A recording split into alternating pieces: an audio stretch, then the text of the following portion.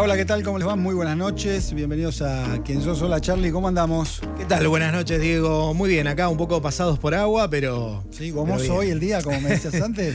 Sí, no tanto, porque bueno, ahora ¿qué pasó? Volvió el frío, Sí, cambió la temperatura, dejamos ya el calor ese insoportable de la semana pasada. Bien, amigos, vamos a tener una entrevista con dos colegas, dos amigos vinculadas al Mundial, de alguna manera, ¿no? Qué Y a bueno. los mundiales. Pero antes de arrancar con ellos, simplemente quiero decir algo que está vinculado a una noticia de último momento, que están suspendiendo el ingreso de los periodistas acreditados de aquellos medios que aparecieron mencionados en esta investigación sobre la filtración rusa, ¿no? La filtración para desinformar. No los van a dejar entrar a Casa Rosada. Supuestamente porque aparecen mencionados ahí. Digo yo, ¿no? Porque el que toma la decisión es el jefe de gabinete, que no es que está mencionado en una causa de corrupción o crecimiento patrimonial indebido, sino alguien que está imputado por esta razón. Es decir, esa persona toma esa decisión sobre colegas que simplemente aparecen mencionados en una filtración. Mencionados sin ninguna imputación, sin ninguna condena, sin nada, sin absolutamente nada. Uno podría decir que es un caso de censura, no estamos lejos de eso. Y creo, como sugirieron algunos colegas también en redes sociales, podría haber alguna acción colectiva en ese sentido, ¿no? De negarse a... no sé si a preguntar, porque hasta pienso que podría ser una estrategia del gobierno que todos los colegas se asocien para no preguntar. Y creo que le están dando la derecha a Manuel Adorni, que es que no quiere contestar, ¿no? Que era la oportunidad también para sacarle alguna respuesta a algo que no lograron la otra vez. Porque Adorni, en vez de dar explicaciones, le pedía explicaciones él a los periodistas y le pedía a los periodistas que pidan disculpa, cuando el tipo no puede explicar este crecimiento patrimonial. La justicia avanza, están investigando una serie de viajes que hizo Adorni, quieren saber si de todos esos viajes cuáles son o cuáles corresponden a los que hizo con Javier Milei en el marco de su función, como vocero en principio y como jefe de gabinete después, y cuáles fueron los viajes de placer. Hasta ahora se saben los de Punta del Este y los de Aruba, como mencionaba el otro día, y bueno, finalmente aparecieron los testigos de Aruba. No era tan difícil, ¿no? Porque los viajes a Aruba, al menos hasta fines del año pasado, eran viajes con escala, no había vuelos directos. Recién este año Aerolíneas Argentinas implementó vuelos directos, pero hasta el año pasado eran vuelos con escala. Entonces uno decía, che, nadie los vio, porque eran vuelos con... Depende de la línea, ¿no? Había vuelos con escala en Lima, que creo que fue el vuelo que hizo Adorni por Latam, había vuelos con escala en Bogotá, había vuelos con escala en Panamá, pero llamaba la atención que no aparecieron los testigos. Bueno, finalmente aparecieron. Fue a Aruba. Y fue a Punta del Este. Y entonces el que tiene que dar explicaciones es Adorni. No sé si esta gran movida que hace con los acreditados es básicamente para que no le pregunten. Uno sospecha que efectivamente tiene que ver con eso. No tengo claro, porque esto es reciente, cuál es la respuesta. Si la respuesta es que nadie vaya y que nadie le pregunte, que nadie vaya a la Casa Rosada como una acción de respuesta a esta decisión del gobierno, que en todo caso facilita la no respuesta que quiere Adorni, que es no dar explicaciones de lo que sucede, ¿no? Porque somos apenas periodistas. Pero evidentemente, y apelando a la acción colectiva de los colegas, habría que encontrar algún tipo de respuesta para este tipo de acción del gobierno nacional y específicamente del jefe de gabinete Manuel Adorni, ¿no? De todos los colegas, de los afectados y de aquellos que en algún momento hicieron barullo con esta idea hace muchos años de queremos preguntar. Bueno, queremos preguntar, Adorni, pero sobre todo queremos que nos respondas.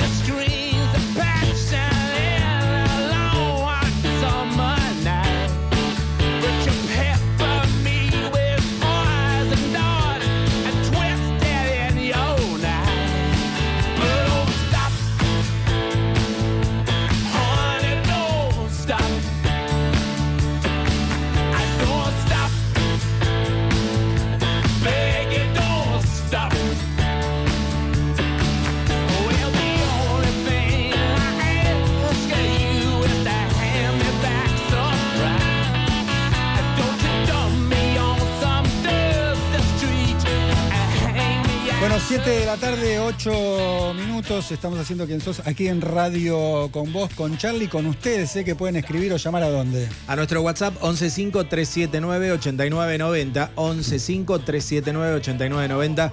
Ahí los vamos a leer y escuchar. Bueno, dos amigos, compañeros de facultad hace muchísimos años.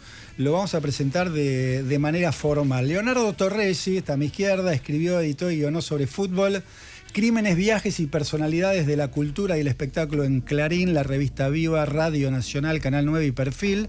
Es docente en su especialidad en la Universidad Nacional de Lomas de Zamora y coautor de Rey de Fiorito, Crónicas políticas y sociales de la vida de Diego Maradona.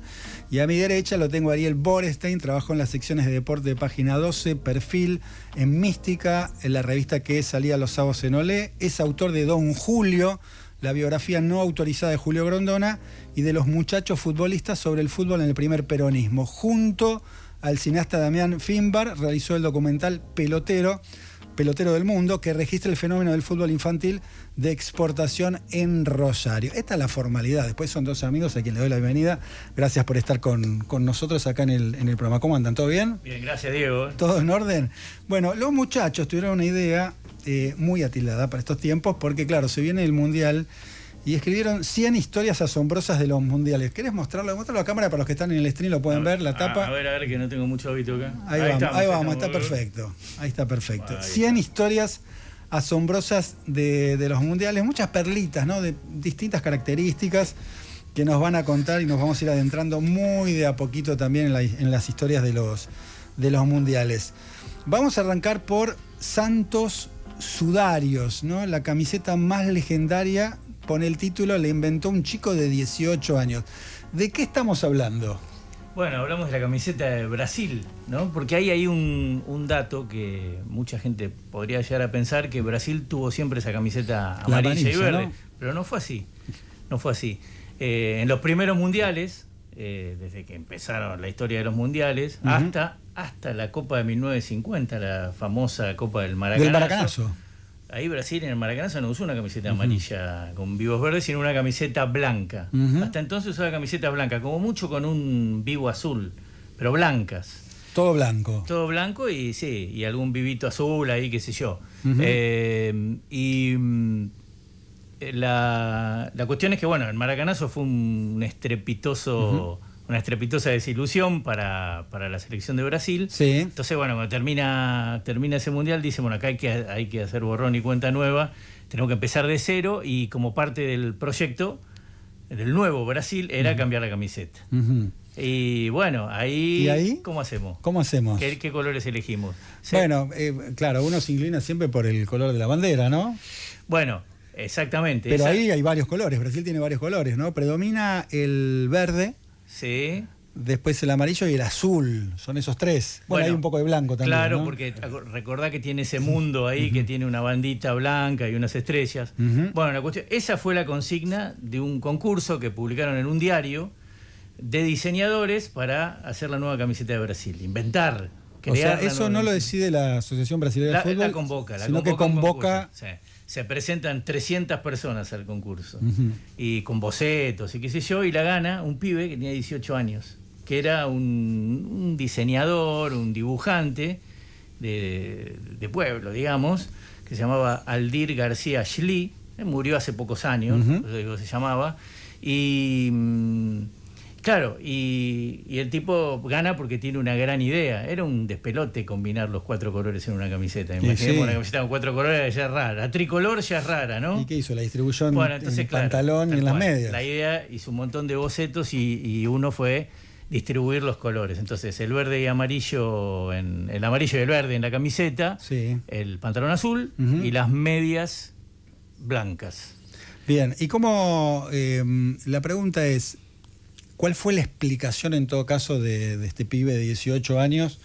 ¿Qué creo? La explicación era eso, distribuir los colores, claro, fijarse en la bandera de Brasil y ponerle esos colores. Sí, igual hizo como 100 bocetos. Se pueden ver si los buscan en la web ahí. Hay uno que era una camiseta amarilla con una banda como la de River, pero verde. Qué sé yo, un montón. Pero bueno, ganó esa. Y bueno, no le fue tan bien en el siguiente mundial. Ahí Ariel le va a tirar el dato. A ver, contame. Y si la cosa es romper el maleficio, que toda la expectativa que había con el 50, con salir campeón, el maracanazo uruguayo, al siguiente mundial, Brasil, recién en el 58 es que empieza con Pelé, pero en el 54 Brasil termina medio escandalosamente su participación, perdiendo con Hungría, que era el equipo del momento, toda una transición, ¿no? Del fútbol. El primer mundial con participación más pareja de los dos continentes, juega Brasil con Hungría y pierde 4-2, pero en una batalla campal. Puskás, que estaba lesionado, tirando botella, piñas, o sea, tipo Copa Libertadores, digamos. A lo que están viendo el stream, estamos pidiendo imágenes de aquellos años. En algunas de las imágenes, por supuesto, se ve al Uruguay campeón con el maracanazo, pero en algunas imágenes claro, son en blanco y negro, ¿no? Pero se va a ver y se va a notar que la camiseta de Brasil de entonces era la camiseta blanca. La camiseta blanca. Era la camiseta blanca. Ahora cuando muestren ahí Un partido en el 38 jugó de azul, pero era blanca. Sí. Bueno, hoy por hoy tiene la camiseta suplente de Brasil, sigue siendo azul. Sí, ¿no? es azul. Es azul. Eso no se modificó, pero sí la titular, ¿no? Claro, la verde amarela, que uno está acostumbrado a que sea de esos colores, evidentemente ya no tiene ese color. Igualmente, más allá de que en el siguiente mundial no le fue bien, después en el 58 empieza la gloria de Brasil, y toda el pentacampeado es con la camiseta esta, ¿no? O sea que estuvo bien el cambio de época. Tuvo en distintas oportunidades, ya mucho después, cuando yo usaba la camiseta amarilla Brasil, en contados partidos, y yo no sé si fueron partidos homenajes o amistosos, volvió a usar la blanca, ¿no? Pero en 2 o 3 oportunidades, ya mucho más acá en el tiempo, pero bueno, evidentemente Brasil todos asocian con la camiseta amarilla. Bueno, tenemos la historia entonces de la camiseta de Brasil como una de las perlitas de estas 100 historias asombrosas de los mundiales. ¿Cómo se les ocurre hacer este libro? Yo sé que los dos son fanáticos del fútbol, pero ¿por qué transitaron por este camino? Te digo mi parte, que Ariel diga porque la aceptó, no me acuerdo de quién lo empezó. No, nosotros siempre decimos, somos de la generación que nos alfabetizamos en la escuela y aprendimos a leer con el gráfico. Sí. ¿No? Entonces, la revista El Gráfico. Con la revista El Gráfico.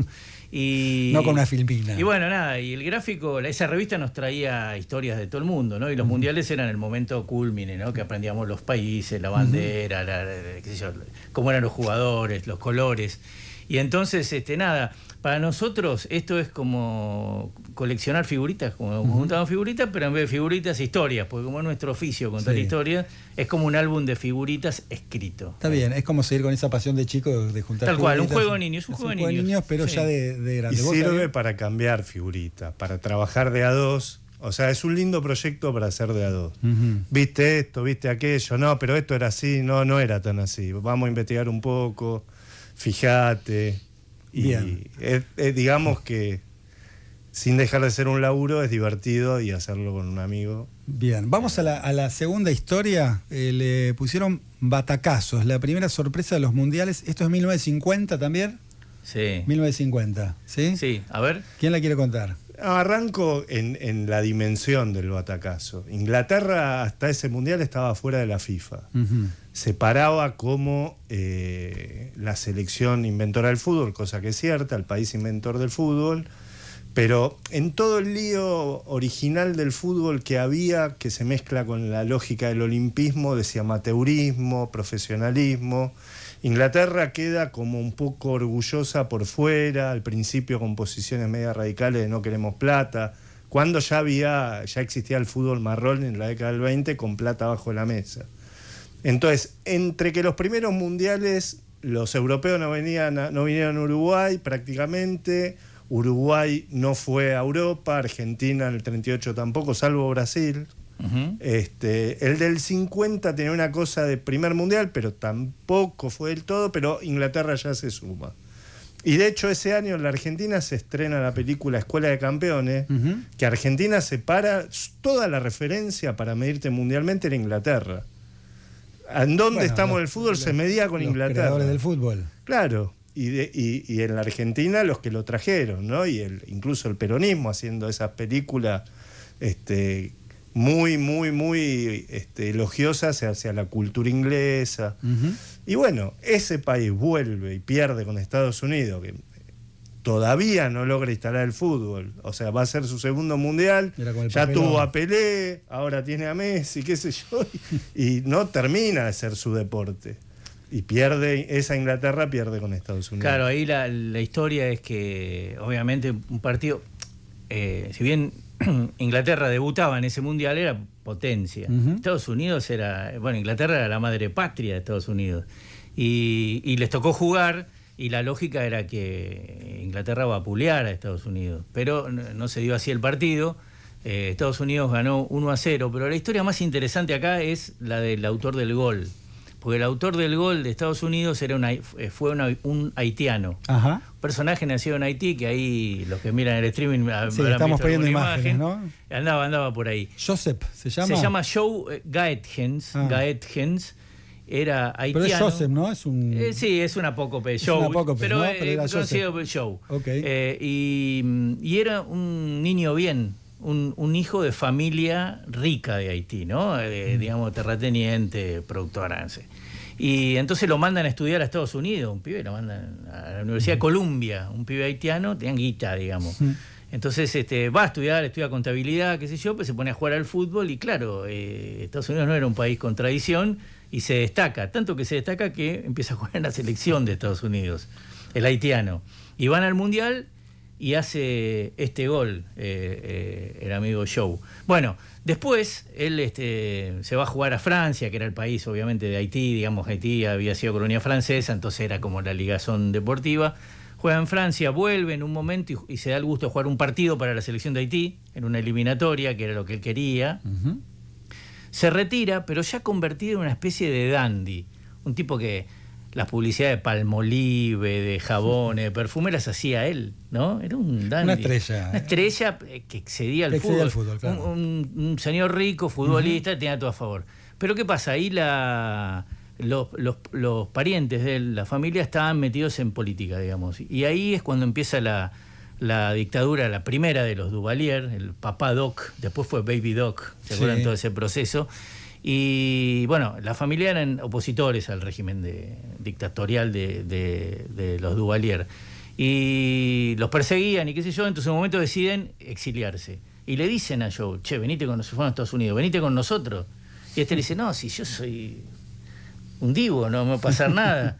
Bueno, parece gracioso, pero no lo fue. Lo secuestraron, estuvo en un centro clandestino ahí, parecido un poco, ¿sabes lo que pasaba acá?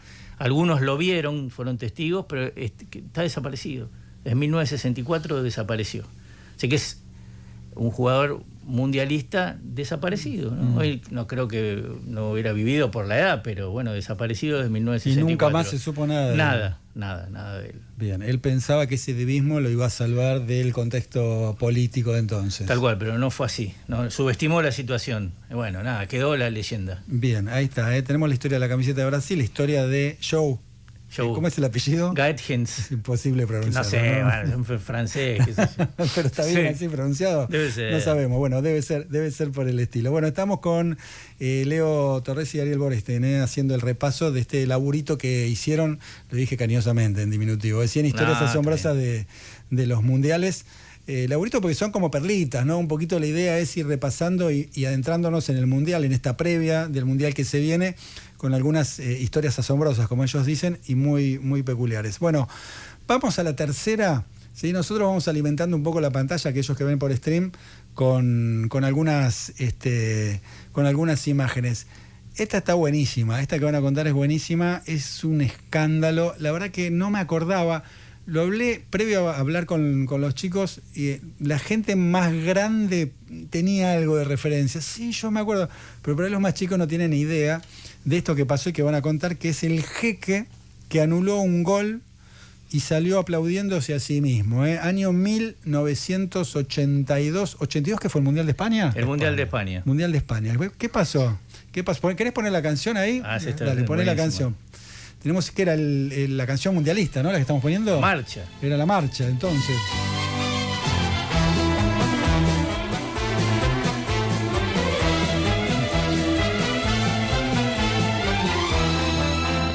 El sol España 82. Nosotros tenemos un gaucho en muñeco. ¿Cuál es el...? El naranjín. El naranjín, claro. Se llamaba naranjín, sí. Es el naranjín, ¿no? El muñeco que presentaba... Es parecido España. en la onda al mundialito, Al ¿no? mundial, la sí. cosa naif, medio el muñequito, El inocente. muñequito, ¿no? Similar, sí. Bueno, y con esta canción. Sí. Bueno, a ver, ¿qué pasó en ese mundial? Bueno, abrí el libro sobre todo para machetear el nombre del jeque que uno nunca, Sí, uno lo sabe de memoria, ¿no? nunca retiene. La cuestión es que había un partido ahí que estaban jugando Francia con Kuwait. Kuwait era una selección de Medio Oriente debutante en los mundiales. El resultado venía como se esperaba, ¿no? Iba ganando Francia. Y de pronto iba ganando 3-1 y hace un cuarto gol Francia. Un gol totalmente legítimo. Uno más en la cosecha. Válido, ¿no? Alain Giresse era el jugador, un petizo que jugaba en Francia muy bueno que hace el gol, ¿no? Y de repente empieza a haber ahí una atmósfera extraña, inexplicable, Sí. Y gente que empieza a rodar al árbitro. El árbitro se llama Miroslav Stupar. Sí, y los que están viendo en el stream pueden ver el gol Sí, legítimo que estamos ahí está. hablando precisamente. Y era ucraniano el árbitro, ¿no? Lo empiezan a rodear. Ahí gente, Gires, que es lo que lo quieren ver. Y Era la Francia blanca. sí, claro, todos jugadores blancos, claro. Y nada, y de pronto empieza ahí algo que no se sabe qué pasa, y la cámara empieza a mostrar en una de las cámaras en la platea a un jeque, un tipo con turbante claro, no de se espalda sabía, nadie sabía el que jeque. hacía unos gestos, y el gesto más inequívoco era ese con la mano de que se vaya al equipo. Que se retire el campo de juego. Que se retire del campo de juego, no sé, bueno, no se entendía nada. O sea, la traducción es que el tipo vio un acto de injusticia Tal cual, y dijo, pero váyanse. Bueno, a los 10 segundos, 15 segundos, aparece el jeque por el túnel o no sé qué era, una puerta, adentro del campo de juego. Un escándalo tremendo, tremendo, adentro del campo de juego, ahí rodeado de policías, qué sé yo. Bueno, la cuestión, lo que decían los kuwaitíes era que habían hecho el gol porque los defensores se habían distraído porque alguien en la tribuna había tocado un pito, un silbatazo, Sí. un hincha. Claro, Y que los confundió. Y ahí no se sabe si por presión del jeque o pero se escucha el silbatazo, a mí me parece que se escucha. En un momento, posible, ¿no? es posible, pero no sé si por presión del jeque o el jeque vio el momento para robar cámara o qué, pero el árbitro se saca el problema encima y anula el gol. Pero el tipo, a ver, se mete en el campo de Sí, juego, no es que sí. se mete adentro del campo de juego, se lo rodean. Bueno, Y el tipo a empieza ver, a decir un esto, ¿no? fanático de Boca te diría que no es algo muy distinto de lo que hizo Donofrio en la cancha de Boca. Pero para evitar susceptibilidades digo lo siguiente. Primer dato, el jeque era Qué el golpe bajo que me hiciste, Ariel, ¿eh? No, yo soy de Racing. El jeque era... El jeque era el presidente de la federación, Sí, no es sí, que, no, porque la idea de jeque da idea de tipo que hace lo que Claro, se que no le está canta. vinculado necesariamente al fútbol, Claro, pero bueno, como- sí. Hago lo que quiero, porque estoy acostumbrado a hacer lo que quiero. Sí, igual hizo lo que El quiso. tipo lo manejó al árbitro. Pero No llega a ponerse cara a cara con el árbitro, queda medio de lejos, hace unos gestos. Pero el no está- árbitro retrocede en la decisión. el y anula el gol. retrocede, anula el gol. Los franceses 3-1. decidieron cortar por lo sano y dijeron, "Buah, no sé qué". Meten de vuelta el gol un rato después, pero otro jugador, Maxime Bossis, Sí. y mete otra vez el gol. O sea, Ajá. termina ganando 4-1 igual. Para, los Francia. chicos me dicen que ¿qué estabas poniendo en el stream el que hizo el silbato? ¿Sí? Ay, puede ser. Ahí está. Mirá, Ah, ahí está. ahí Bueno, está. viste, tienen razón. Y Eso es como una corneta más que un Sí, silbato. pero ¿no? igual- Bueno, pero vos tenés que seguir jugando. Che, Claro. voy a decir el nombre de Al-Sheikh Fahad Al-Sabah, que era el nombre del jeque, Del presidente. Lo multaron después, no sé, tuvo una multa de $25.000 que no le hizo ni cosquilla, por supuesto. Y Pará, ¿y el árbitro? y el árbitro no dirigió nunca más, no. El No, árbitro pero claro, lo obvio. castigaron y todo. Y después, también, un poco como en la otra historia, el final es trágico del jeque, porque en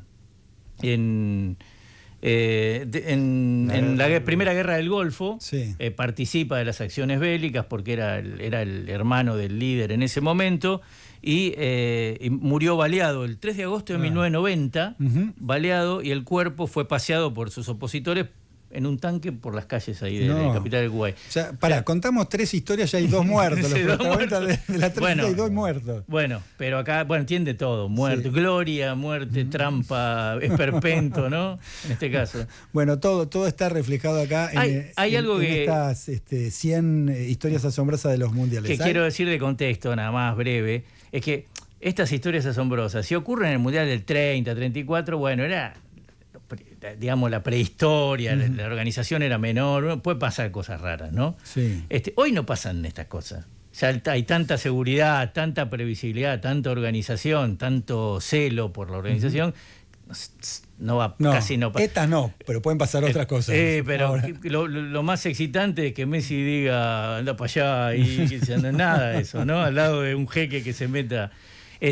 Pero esos mundiales del medio que le llamamos, que yo, del 70 al 74, el de Argentina 82, que son la edad media de los mundiales, era como una historia que no terminaba de morir y el mundial contemporáneo que no terminaba de empezar. Entonces, que pasen cosas en esos mundiales llama más la atención. No, digamos, claro. desde una visión euro-latinoamericanista, diríamos hoy del fútbol, todavía, si bien había de los otros continentes, era Europa, era como la intercontinental. Sí, También sí. es cierto Era que Europa y hoy la Latinoamérica. FIFA es la internacional, ¿no? Es la empresa de las más poderosas del mundo, la FIFA. Es que en ¿no? realidad el primer mundial de ese tipo fue el de Argentina 78 y por eso la dictadura, más allá de la utilización política, Belange es su primer mundial, ya concebida la FIFA como multinacional. Exactamente. Y que se pone a vender el fútbol a los lugares que todavía no lo consumían. La Intercontinental de Clubes va a Japón, los mundiales juveniles van hacia los países subdesarrollados, en vía de desarrollo futbolístico. Pero había negocio ahí. Había el Japón. negocio que era lo que de alguna manera culminó con el Mundial de Qatar. Bien. Vamos a la otra historia. Nosotros podemos pensar, de hecho ya ha pasado, de algunos equipos que no van a un mundial o a un evento deportivo o a una olimpiada por razones políticas.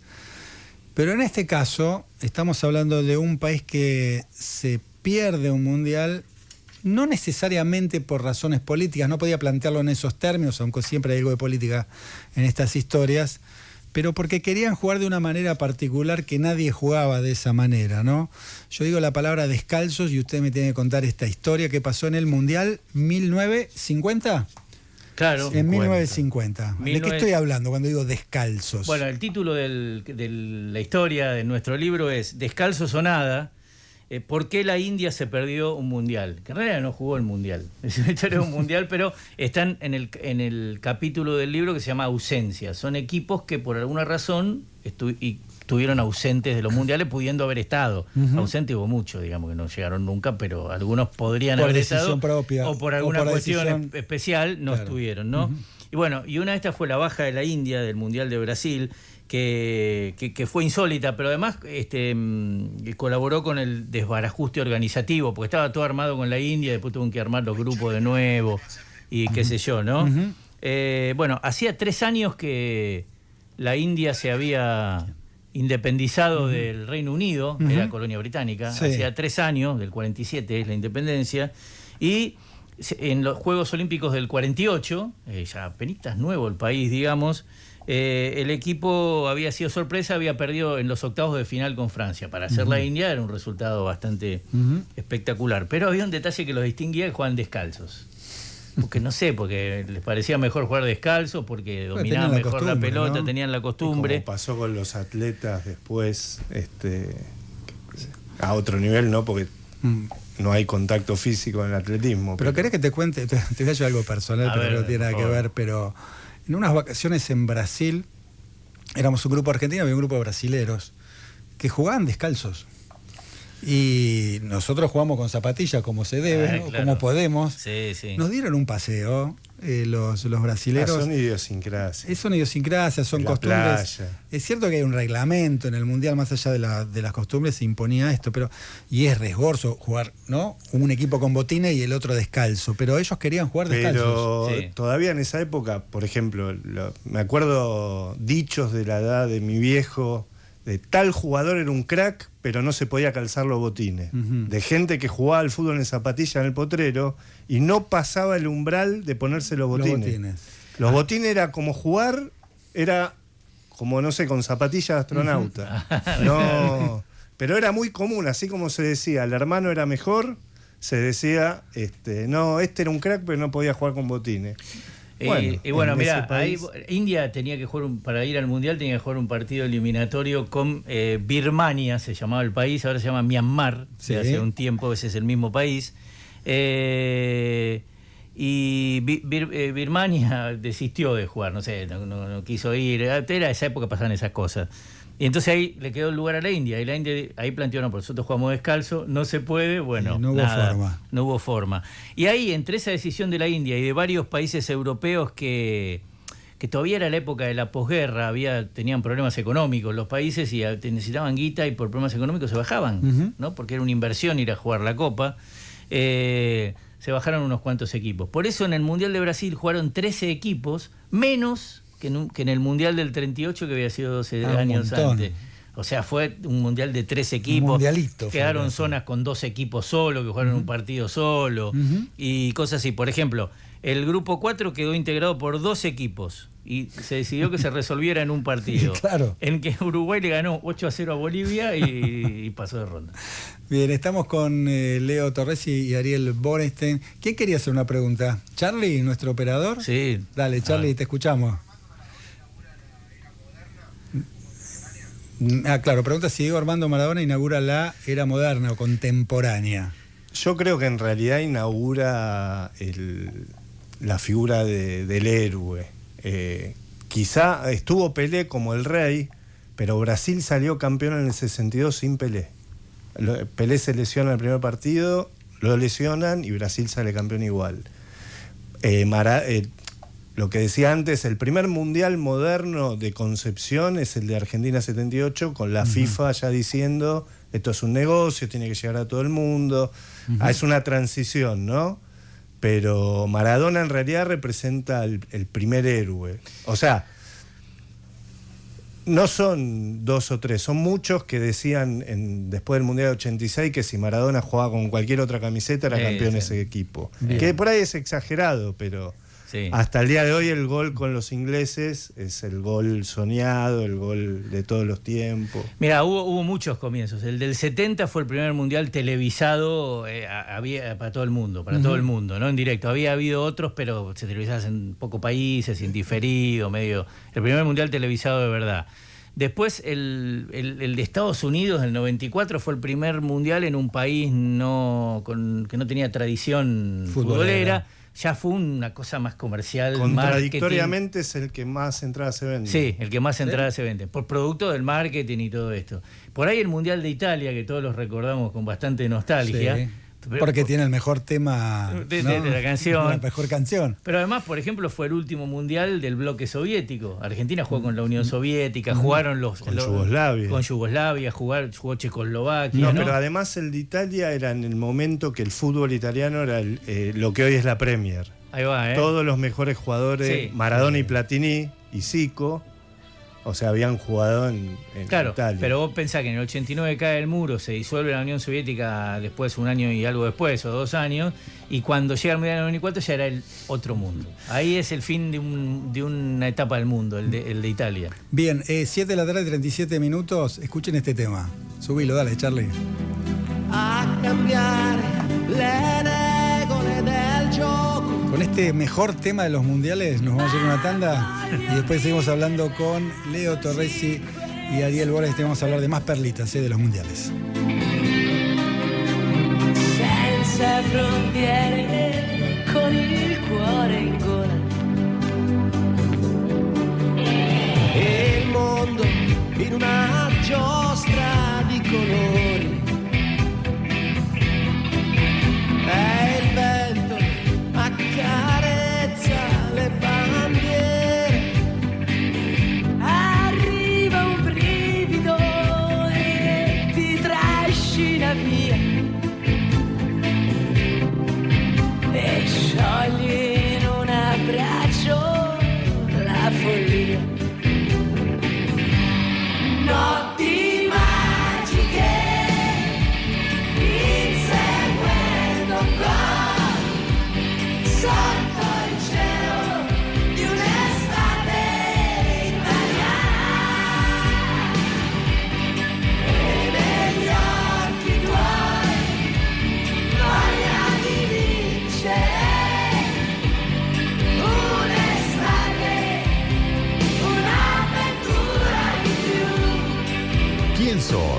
Diego Schurman, Radio con Vos. Donde estés, en todos lados, con vos.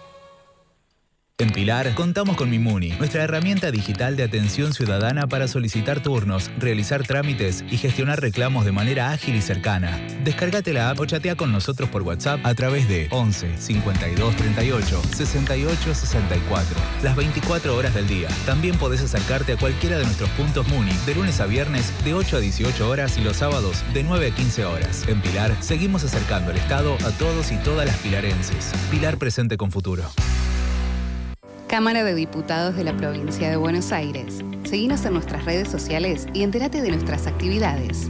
Encontranos en X como @HCDiputados, en Instagram, Facebook, YouTube y TikTok como Diputados BA.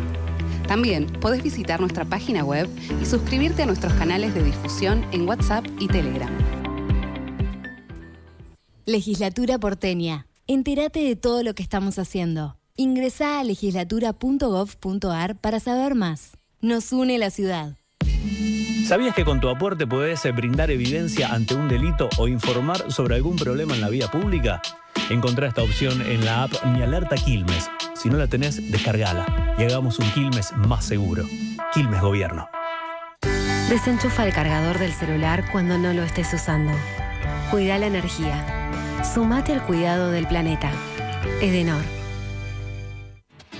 Las mejores noches de música en vivo se viven en El Tazo. Disfrutá de una programación única. Abril, jueves 2, Los Abuelos de la Nada. Sábado 4, Hugo Rivas y Cucuza Castielo. Jueves 9, Camila Cafrune y La Ferni presentan Cantores de Oficio. Viernes 10, Jayton Novo. Sábado 11, Pablo Nova canta a Chico Novarro. Jueves 16, Bruja Salguero y Bruno Aria. Viernes 17, Picho Estraneo presenta Gotanguayo. Sábado 18 y 25, Ligia Piro recorre clásicos del jazz. Conseguí tus entradas en www.torcuatotazo.com.ar. El Tazo, música que se siente.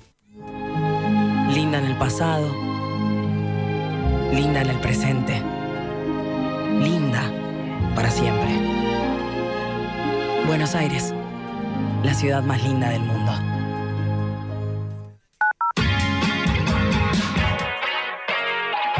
Donde estés, en todos lados, con vos.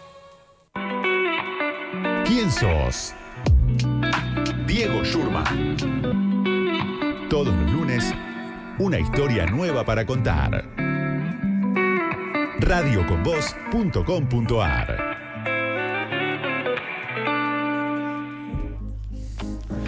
Bueno, 7 de la tarde, 41 minutos. Estamos hablando con Leo Torres y Ariel Borenstein con un laburo que hicieron en la previa del Mundial, muy interesante, perlitas, ¿no?, de los distintos mundiales, cosas llamativas, curiosidades exóticas.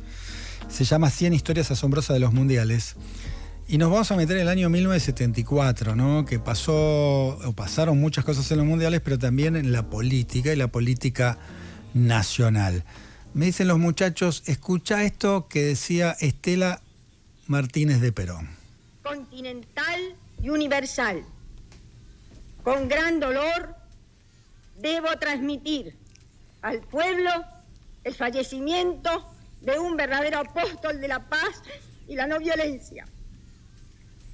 Asumo constitucionalmente la primera magistratura del país, pidiendo a cada uno de los habitantes la entereza necesaria dentro del lógico dolor patrio para que me ayuden a conducir los destinos del país hacia la meta feliz que Perón soñó para todos los argentinos. Bien, ahí estaba, ¿no?, un poco el contexto político de la Argentina. Claro, esto ocurrió en Argentina. Esto es el 1 de julio de 1974. Ahí estaba Isabel, que se quiebra en un momento, porque estaba anunciando la muerte del presidente, pero era su esposo también, ¿no? Entonces, un momento, el mismo día, duro.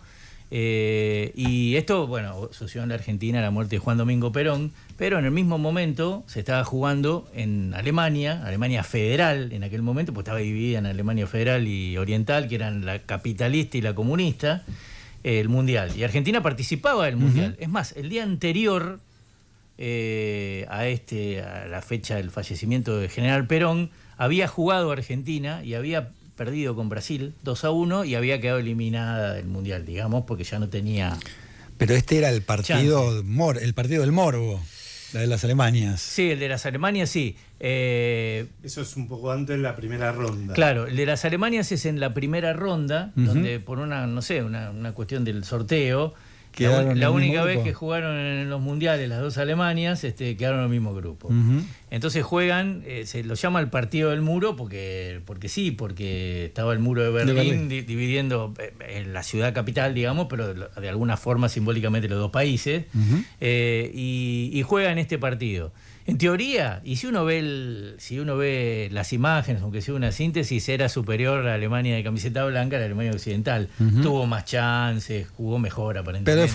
Pero es fútbol y perdió. Alemania comunista tampoco era un equipo horrible, porque había sido subcampeón olímpico, después en el 76 fue campeón olímpico, o sea que a nivel amateur... Después esta cuestión de que como el fútbol era amateur, jugaban los mismos los mundiales que los Juegos Olímpicos, era una potencia. Y acá le gana, hace un gol un jugador se llama Sparwasser, y le gana 1-0, le gana el batacazo. Si no leí mal, era un ingeniero mecánico el que hace el gol. Claro, era un ingeniero mecánico, porque de todas maneras era también el amateurismo marrón, porque figuraban, pero...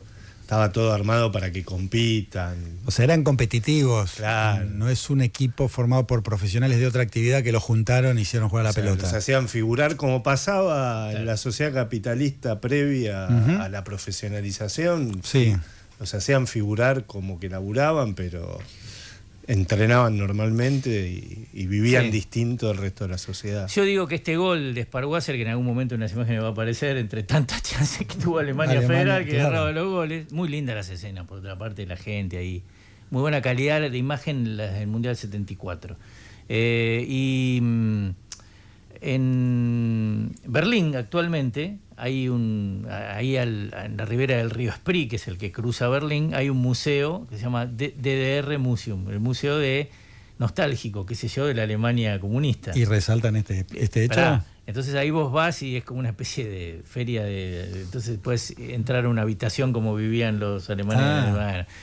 Puedes manejar el autito, el Trabante, ese cuadradito. Es como es medio un joda. Woodbine. Sí. Bueno, pero es como volver al futuro, ir para atrás un poquito en el tiempo. Algo así. Y una de las atracciones que hay, por eso en el capítulo empezamos diciendo, ese gol se está haciendo todo el tiempo en un lugar, se sigue haciendo. Hay un metegol, que no es un metegol, es un medio metegol, donde juegan estos dos equipos y vos podés... solo se puede hacer un gol de un lado. Solo se puede hacer un gol de un lado y solo se puede hacer un gol, del lado que fue el gol de Sparwasser. Entonces tu objetivo lo agarrás un poquito cuando no hay otra persona y tratás de hacer el gol de Sparwasser para recrear esta situación insólita. Dicen igual que que este resultado favoreció a la Alemania Federal porque por una cuestión, después en la zona decisiva le tocó un grupo más débil. Bueno, y vos que sos riverplatense, Alemania Oriental pasa a la segunda ronda, Argentina pasa a la segunda ronda y les toca jugar a ambos. El último partido mundial de esta Alemania fue con Argentina. Que eran grupos, ¿no? La segunda ronda. Era una segunda ronda que eran grupos y el que ganaba el grupo iba a la final. Juegan en el último partido, ya eliminados los dos, y ese día se mezcla con la historia anterior que hablamos de Perón, porque esto iba a ser 3 días después de la muerte de Perón. Y acá en Argentina, Isabel Perón había decretado un duelo por 3 días. Y los jugadores argentinos, que eran muchos peronistas, pero peronistas explícitos, o sea, lo conocían a Perón, eran militantes. La Oveja Telch, Brindisi, el Loco Houseman, que era, ¿no? Querían cumplir el duelo. Y hubo una misa, hicieron un altar para homenajear a Perón, se ve eso, hay imágenes. Pero ¿querían hacer el duelo? ¿Qué quería decir? ¿Que no querían jugar? Que no querían jugar. Entonces se lo piden a la FIFA. La FIFA, bueno, hacen una misa, hagan un homenaje, qué sé yo, pero no podemos suspender. Se juega el partido con Alemania Oriental, se juegan otros partidos simultáneamente y lo que se decide es hacer un minuto de silencio. Lo curioso es que no se hace al principio de los partidos, se paran los partidos a los 10 minutos y en el de Argentina y otros 2 partidos se hace el minuto de silencio por la muerte, una situación inédita. Creemos que no se dio ni se había dado ni se volvió a dar que un líder de un país muera durante la Copa. Bueno, y te decía, por tu condición de River Platense, en ese partido Alemania Oriental, Argentina, debuta en la selección argentina el gran Ubaldo Matildo Filiol, ahí con un buzo amarillo. Y es el primer partido, empieza la leyenda del Pato Filiol en la selección argentina. Un gran arquero, ¿no? El mejor arquero, ¿estamos de acuerdo? Del mundo de todos los tiempos. Sí, estamos de acuerdo. ¿Está bien? Sí, no sé, al hincha de Racing le pregunto. También jugó en Racing, el Pato. Perdón, antes que en River y después que en River. Sí, después, sí. Sí, pero ¿dónde jugó mejor? ¿Y dónde ganó más? En la selección argentina del Mundial estuvo espectacular. Ecuménico. Estuvo bien. Una cosita de Perón, que muere en un Mundial, siendo que en el primer peronismo, en el peronismo que todos recuerdan, la Argentina no fue a ninguno de los 2 mundiales, ni el del 50 ni el del 54. Bien. Tengo varios temas más. Vamos rápido al siguiente, que tiene que ver con el título es Papelones y Decepciones. El gol errado más famoso de los mundiales y ocurrió acá en la Argentina. ¿De quién se trata? Tal cual. En Argentina, en el Mundial Argentino ocurrieron cosas rarísimas y todas las cosas raras ocurrieron en Mar del Plata, ¿no?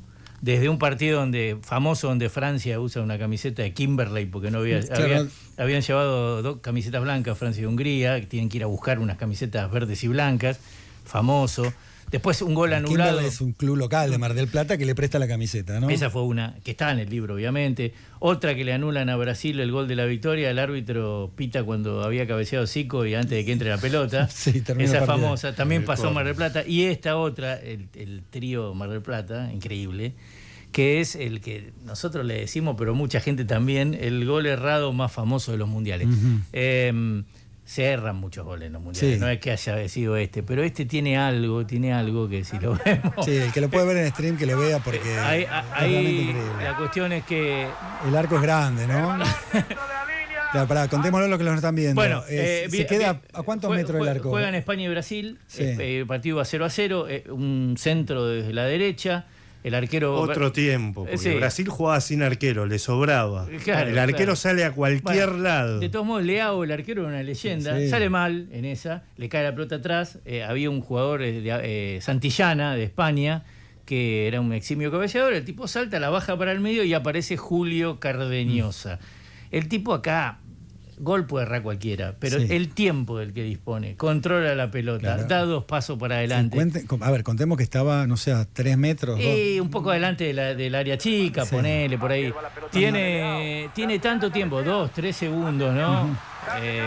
Para definir. Estaba casi en la línea del área chica. Había un brasilero en la línea de gol, digamos, un defensor, estimo yo. Pero el arco mide 7 metros y pico, ¿no? Amaral se llamaba el defensor, se pone en cualquier lado a ver si le pega y efectivamente la pelota va hacia él. Y después le preguntaron con los años a Cardeñosa por este gol. Y él no da una excusa, reconoce que se le comió el gol. Pero dice, y se ve un poco, dice que el campo estaba un poco embarrado, que se le movió un poco la pelota, qué sé yo, pero dice, bueno, en definitiva soy famoso por algo, porque yo no sé si como jugador hubiera sido trascendente. Y una cosa curiosa, en España, varios años después de este episodio, a esto le pusieron el fallo de Cardeñosa. El fallo de Cardeñosa. Y se usaba cuando cualquier persona cometía un error o se mandaba una cagada en cualquier aspecto de la vida, te decían, es peor que el fallo de Cardeñosa. Bueno, queda poco tiempo y nos quedan un montón de historias. Vamos rápido a la siguiente, que es la de Mundial y Despedida. La número 8, ¿sí? La que tenemos. Mundial y Despedida es el título. Cuba jugó un Mundial y ganó un partido. Sí, uno no imagina Cuba en Cuba en el fútbol, ¿no? Claramente no. No. Bueno, vos sabés que hay 2 equipos, voy a buscar permiso para manchetear los nombres, porque a veces tampoco tenemos todos los nombres en la cabeza, se imaginarán. Sí, pero en el 38, que Argentina no fue... Claro, Uruguay, fue el Mundial del 38, ¿no? Sí. Ya venía la Segunda Guerra Mundial. De hecho, Austria no juega... porque ya estaba invadida por Alemania.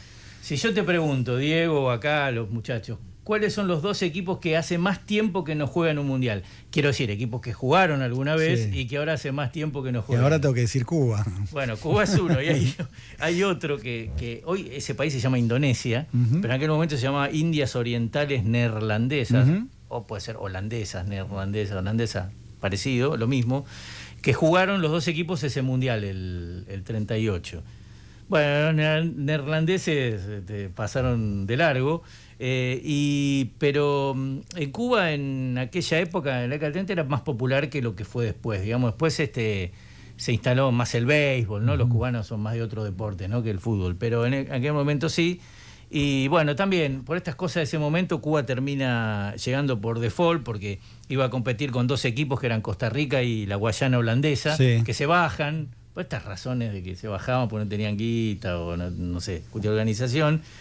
Cuba viaja al Mundial del 38 en un barco estadounidense, porque Cuba era como una especie de colonia estadounidense antes de la Revolución Cubana y todo, ¿no? Viaja en un acorazado, como si fuera, bueno, era la época de que estaba controlado por Fulgencio Batista, que fue después el dictador al que volteó la revolución, de Fidel Castro, Che Guevara.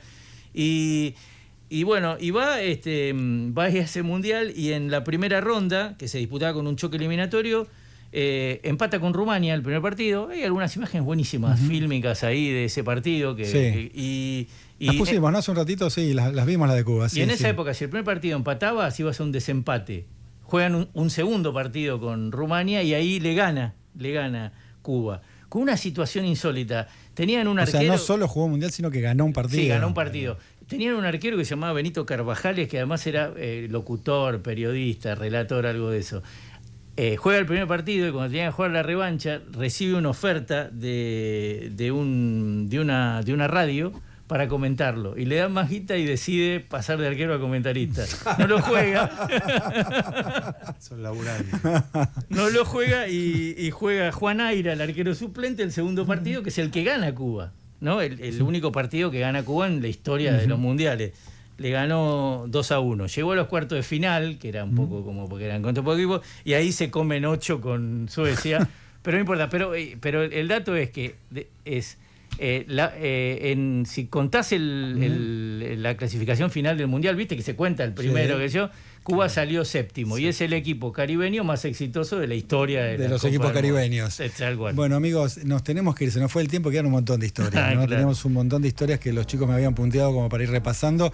Yo les dije, che, ¿no nos quedaremos cortos? No, me dice, al contrario. No, seguimos. Al contrario, bueno. Escuchame, déjame decir algo. El libro lo editó la editorial Libro Fútbol. Sí, mostralo nuevo en pantalla. Sí, lo mostramos un poquito acá en pantalla, a ver si estoy acá. Ahí vamos. Lo editó la editorial Libro Fútbol, que es una editorial especializada en fútbol, como le dice su nombre. Se puede comprar entrando a la página de Libro Fútbol, ahí el carrito y toda esa historia, pero también va a estar en la Feria del Libro, que tiene la editorial un stand muy copado ahí, grande, bueno, ahí muy está, visible. Lo pueden comprar ahí o en la página de Libro Fútbol si les gustan este álbum de historias como figuritas. Perfecto. Leo Torres y Ariel Borestein, 100 historias asombrosas de los mundiales. Un poquito de eso se trató la charla en el día de hoy. Nos corrimos un poquito de la política y de la coyuntura, más o menos la coyuntura, ¿no? Porque estamos 66 días para el mundial y además esto tuvo mucho de la coyuntura. No se sabe todavía en dónde juega Irán. Tenés razón. Si juega Irán. Sí, si se hace el mundial, ¿no? ¿Dónde va a estar Donald Trump en ese momento? ¿Va a ser seguro jugar el mundial? Tenemos muchas preguntas para hacernos, pero lo hacemos en otro momento.